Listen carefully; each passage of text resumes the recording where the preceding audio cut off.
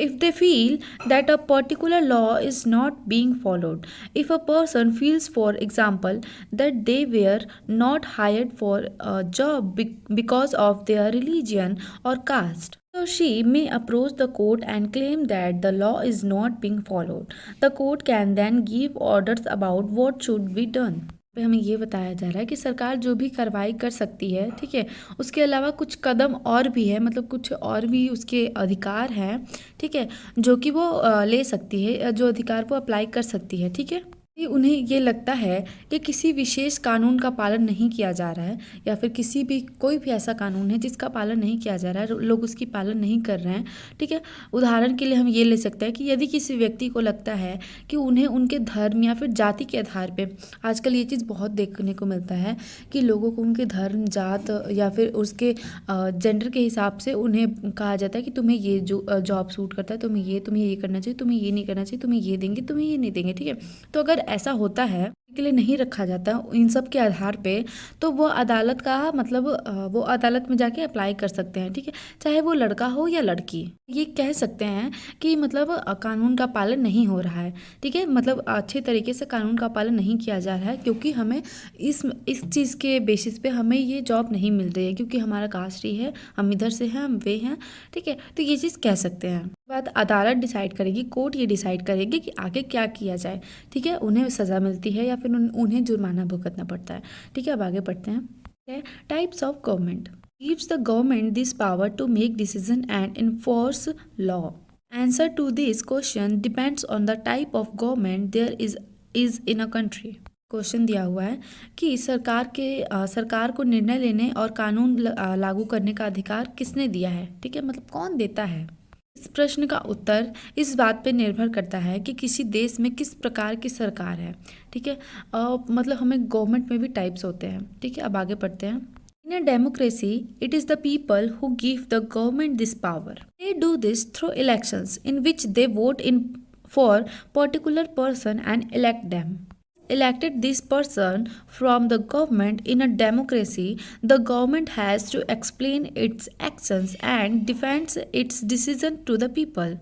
हमारा लोकतंत्र होता है। हमारे लोकतंत्र में क्या होता है कि ये लोग ही हैं जो सरकार को ये शक्ति देते हैं, उन्हें चुन करके, उन्हें इलेक्ट करके, उन्हें वोट दे करके। कैसे चुनते हैं सरकार को? वो चुनाव के माध्यम से, ठीक है, वो जिसमें विशेष मतलब कोई ऐसा व्यक्ति जिसको वो वोट देना चाहता हो, ठीक है, सरकार से व्यक्ति सरकार का निर्माण करते हैं, ठीक है।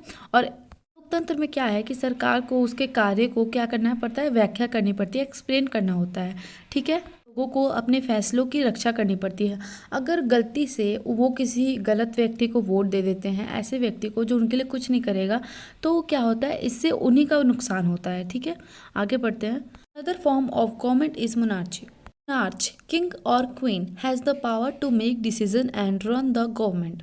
Monarch may have a small group of people to discuss matters with, but the final decision-making power remains with the monarch. Unlike in a democracy, kings and queens do not have to explain their actions or defend the decision they take. क्या पहला तो लोकतंत्र है और दूसरा क्या है, दूसरा सरकार का है, वो उसको कहते हैं राजतंत्र। राजतंत्र में क्या होता है कि सम्राट यानी कि राजा या रानी के पास निर्णय लेने और सरकार चलाने की शक्ति होती है। राजा या फिर रानी के पास मतलब किसी भी मामले पर चर्चा करने के लिए, डिसीजंस लेने के लिए एक छोटा समूह होता है, ठीक है, जिसके बलबूते पे वो डिसीजंस लेते हैं। अंतिम निर्णय लेने की शक्ति सिर्फ सम्राट के पास यानी कि राजा या फिर रानी के पास ही होती है। लोकतंत्र के विपरीत राजाओं और रानियों को अपने कार्यों की मतलब व्याख्या यानी कि एक्सप्लेनेशन करने की ज़रूरत नहीं होती है, ठीक है। अपने हिसाब से डिसीजंस लेते हैं, ठीक है। वो सुनते सबकी हैं पर करते अपने मन की है, ठीक है, उनको जो सही लगता है और उन्हें एक्सप्लेन करने की ज़रूरत नहीं पड़ती है, ठीक है। अब आगे बढ़ते हैं। ओके, सो अब है democratic governments. India is a democracy. This achievement is the result of a long and eventful struggle of the Indian people. There are other places in the world where people have also struggled to have democracies. You now know that the main feature of a democracy is that the people have the power to elect their leaders. So, in a sense, a democracy is ruled by the people. The basic idea is that people rule themselves by participating in the making of these rules. तो भारत क्या है? भारत एक लोकतंत्र है। जो achievement है, ये जो उपलब्धि है, ये किस चीज़ की है? ये बहुत ही ज़्यादा लंबे समय और घटनापूर्ण मतलब बहुत ही ज़्यादा संघर्ष का परिणाम है, ठीक है, जो कि भारतीयों को मिला है।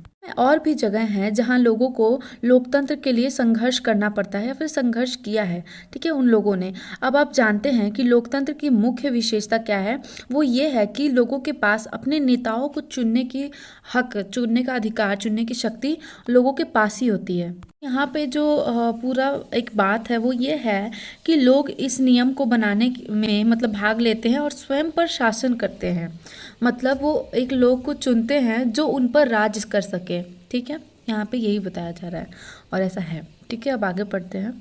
Democratic governments in our times are usually referred to as representative democracies. In representative democracies, people do not participate directly but instead choose their representatives through an election process. Book के हिसाब से उनके समय में क्या होता था? उनके समय में लोकतांत्रिक सरकार को आमतौर पर प्रतिनिधि लोकतंत्र के रूप में जाना जाता था, ठीक है। प्रतिनिधि लोकतंत्र में क्या होता था? प्रतिनिधि लोकतंत्र में लोग सीधे तौर पर भाग नहीं लेते थे। इसके बजाय चुनाव प्रक्रिया के माध्यम से अपने प्रतिनिधियों का चयन करते थे, ठीक है। Representatives meets and make decision for the entire population. These days, a government cannot call itself democratic unless it allows what it known as universal adult franchise. This means that all adults in the country are allowed to vote. But it was not always like this. Can you believe that there was a time when government did not allow women and the poor to participate in elections? In their earliest forms, governments allowed only men who owned property and were educated to vote. Meant that women, the poor, the propertyless, and the uneducated were not allowed to vote. Country was governed by the rules and regulations that these few men made. जो representatives है वो मिलती है और decisions बनाती है किसके लिए? पूरी आबादी के लिए, ठीक है। तो इन दिनों कोई सरकार खुद को तब तक लोकतांत्रिक नहीं कह सकती जब तक क्या होता है कि यूनिवर्सल एडल्ट फ्रेंचाइज, इसका मतलब क्या होता है? सार्वभौमिक वयस्क माताधिकार, ठीक है। तो इस नाम से जाने जाने वाली अनुमति अगर नहीं देती है सरकार, जिसका अर्थ क्या होता है कि देश में सभी बड़े लोग, ठीक है, जो कि वयस्क हैं, उनको वोट देने का अधिकार है, ठीक है, जो कि अभी तक था कि जो 18 साल के हैं, मतलब है जो 18 साल के हैं वो वोट दे सकते हैं, ठीक है। ये नियम क्या था? ये जो रूल था वो दूसरे देशों में था, ठीक है, कि जो बड़े हो गए हैं उनको वोट देने का अधिकार है, परंतु हमारे देश में ऐसा नहीं था, ठीक है। पहले के टाइम में क्या होता था कि सरकार हुआ करती थी, वो महिलाओं और गरीबों को चुनाव में भाग नहीं लेने देती थी, ठीक है। उन्हें अधिकार ही नहीं होता था, अनुमति ही नहीं होती थी, ठीक है, कि वो चुनाव में भाग ले सकते हैं। टाइम में क्या होता था कि सिर्फ उन्हीं को वोट देने का अधिकार हो जाता था, मतलब जिनके पास संपत्ति हो, जो अमीर हो, जिनके पास जो शिक्षित हो। परंतु क्या है कि महिलाओं को तो पहले पढ़ने भी नहीं दिया जाता था, तो इस हिसाब से ना उनके पास संपत्ति होती थी, ना वो पढ़े लिखे होते थे, ठीक है। तो उन्हें वैसे ही वोट देने का अधिकार नहीं दिया जाता था, क्योंकि वो महिलाओं को अधिकार ही नहीं था कि वो वोट दे सके। और पुरुषों में से भी वही वोट देते थे जो कि पढ़े लिखे हो, संपत्ति भी हो, ठीक है। देश मतलब क्या करता था? इन नियमों का पालन भी करता था। ये नियम किसने बनाया था? कुछ मतलब थोड़े से लोग, जो कि मतलब कुछ ऐसे लोग थे जो इस सब बातों में विश्वास रखते थे कि महिलाओं को आगे नहीं बढ़ना चाहिए, उन्हें वोट नहीं देना सकते, उन्हें शिक्षा नहीं ग्रहण करनी चाहिए, ठीक है। उन लोगों ने इस रूल को बनाया था, ठीक है, इस नियम को बनाया था। अब आगे पढ़ते हैं। India, before independence, only a small minority was allowed to vote, and they therefore came together to determine the fate of the majority. Several people, including Gandhiji, were shocked at the unfairness of this practice and demanded that all adults have the right to vote.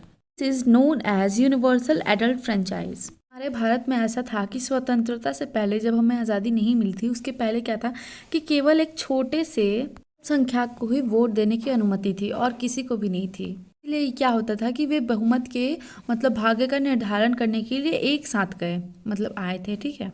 Gandhi ji सहित कई लोग इस प्रथा की मतलब इस प्रथा को देख करके हैरान थे, ठीक है, कि ऐसा कैसे हो रहा है, ठीक है। और उन्होंने मांग की कि सभी वयस्क यानी कि सभी एडल्ट को जो बड़े हो गए हैं उन्हें अधिकार है वोट देने का, ठीक है। और क्या इसे सार्वभौमिक वयस्क मताधिकार यानी कि यूनिवर्सल एडल्ट फ्रेंचाइज के रूप में माना जाता है, अभी भी माना जाता है, ठीक है, कि जो बड़े हो गए हैं, जो 18 साल के हैं, उन्हें वोट देने का अधिकार है। अब आगे पढ़ते हैं। Writing in the General Young India in 1931, Gandhiji said, I cannot possibly bear the idea that a man who has got wealth should have the vote, that a man who has got character but no wealth or literacy should have no vote, or that a man who works honestly by the sweat of his brow day in a day out should not have the vote for the crime of being a poor man। कि 1931 में young India नामक एक पत्रिका थी, ठीक है, जिसमें गांधी जी ने कहा कि मैं ये नहीं सोच सकता कि जिस व्यक्ति के पास धन है उसके पास ही वोट देने का अधिकार है या फिर उसे ही वोट देना चाहिए, ठीक है, लेकिन जिसके पास चरित्र है यानी कि कैरेक्टर है, वो बहुत ही अच्छा है लेकिन धन नहीं है, ठीक है, वो पढ़ा लिखा नहीं है, वो वोट नहीं दे सकता। जो अपने पूरे दिन के पसीने और ईमानदारी से काम करता है, ठीक है, दिन रात एक गरीब आदमी मतलब मेहनत करता है, ठीक है, तो वो गरीब है तो वो उसने अपराध नहीं किया जिससे कि उसे वोट देने का अधिकार ना हो, ठीक है, वो गरीब है इसका मतलब ये नहीं है कि उसे वोट देने का अधिकार ना हो, वो वोट दे सकता है। पे गांधी जी ने यही कहा कि जिसके पास धन है परंतु वो ईमानदार नहीं है, वो अपने मतलब से कोई काम कर रहा है, अपने मतलब से वोट दे रहा है, तो उसे अधिकार है। परंतु जो गरीब है, जिसके पास धन नहीं है लेकिन परंतु वो ईमानदार है, ठीक है, वो ऐसे व्यक्ति को चुनेगा जो कि उसका भला कर सके, पूरे देश को चला सके, तो उसे वोट देने का अधिकार क्यों नहीं है, ठीक है। चैप्टर हमारा ख़त्म होता है। अगर आपको समझ में ना आए तो कमेंट सेक्शन में पूछ सकते हैं, ठीक है। और अगर आपको अच्छा लगे तो लाइक करें, कमेंट करें, शेयर करें एंड चैनल को सब्सक्राइब करें। धन्यवाद।